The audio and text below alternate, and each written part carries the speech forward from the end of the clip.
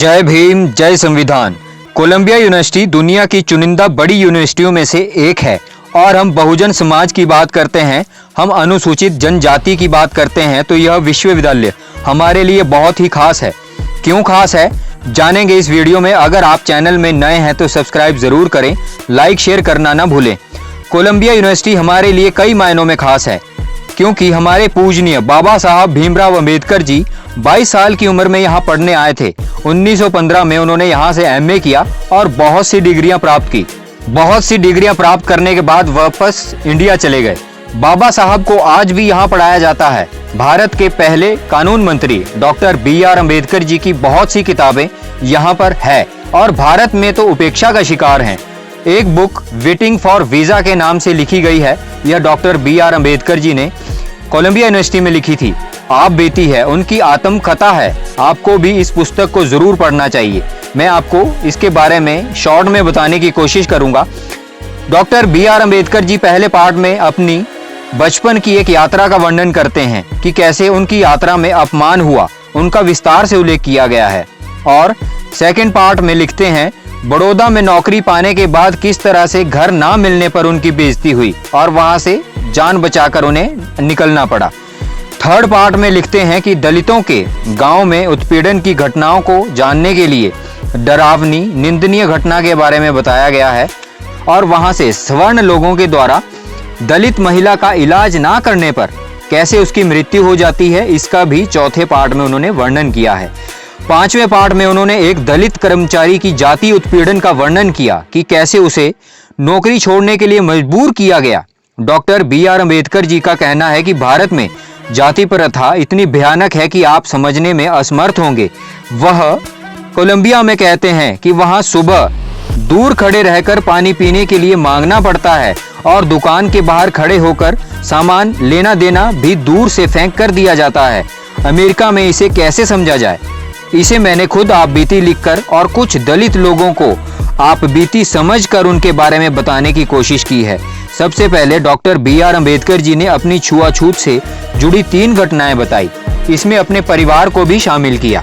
1901 में वह करीब 10 वर्ष के थे जब वह अपने भाई और बहन के साथ किसी यात्रा पर गए।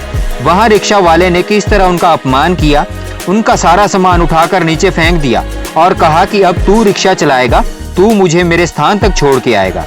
उनकी इस आत्मकथा में स्पष्ट हो जाता है कि उन्हें बचपन में कोरेगांव की यात्रा का उन्होंने शीर्षक का नाम दिया और किस तरह से उनका अपमान हुआ। अब वह कहते हैं कि बड़ौदा में रहने के लिए किसी ने जगह नहीं दी। उन्होंने लिखा कि पश्चिम से मैं 1916 में भारत में लौट आया। मुझे बड़ौदा में नौकरी करने जाना था। यूरोप और अमेरिका से 5 वर्ष के प्रवास से मैं भूल चुका था कि मेरे गांव में जातिवाद भी है, मैं अछूत भी हूं और वह भारत में क्या होगा, अब कैसे जाऊंगा। भारत में तो एक अछूत खुद के लिए समस्या होता है। मैं जब स्टेशन पर उतरा तो मेरे दिमाग में एक सवाल बार बार हावी हो रहा था कि मैं वहां जाऊंगा तो मेरे साथ कैसा व्यवहार होगा, मेरी जान पे तो आन नहीं बनेगी, मुझे निकाला तो नहीं जाएगा। इसके बारे में उन्होंने विस्तृत में बताया है। और डॉक्टर BR अम्बेडकर जी कहते हैं कि बात 1929 की है। मुंबई सरकार ने दलितों के मुद्दों की जांच के लिए एक कमेटी गठित की। मैं उस कमेटी में एक सदस्य मनोनीत हुआ।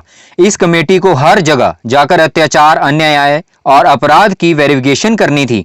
मुझे और मेरे सदस्यों को 2 जिलों का कार्य दिया गया। इस जांच के सिलसिले में उन्होंने हालातों का सामना किया। इन इलाकों में दलितों की इतनी दयनीय स्थिति थी, इसका विस्तार से वर्णन किया गया है। वहां पानी को दूषित करने का शीर्षक से बताया गया।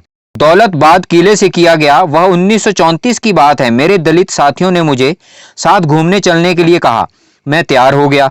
यह कम से कम वीरू में बौद्ध गुफा में शामिल हो गया। तय किया गया कि पहले मैं नासिक जाऊंगा, वहां से बाकी लोग मेरे साथ जाएंगे। वीरुल जाने के बाद हमें औरंगाबाद जाना था और औरंगाबाद हैदराबाद का मुस्लिम स्थान था। यह हैदराबाद की महामहिम निजाम की श्लोक में भी आता है। दौलताबाद के किले में घूमने जाने के बाद उन्हें प्यास लगने लगी और वहां उन्होंने पानी पी लिया और इस पानी पीने का हश्र क्या हुआ, जान जाने की नौबत आ गई। इस घटना के बारे में डॉक्टर BR अम्बेडकर जी विस्तार से अपनी आत्मकथा में बताते हैं। छठी और 7वीं घटना अन्य दलित और स्त्री वर्ग से जुड़ी हुई है।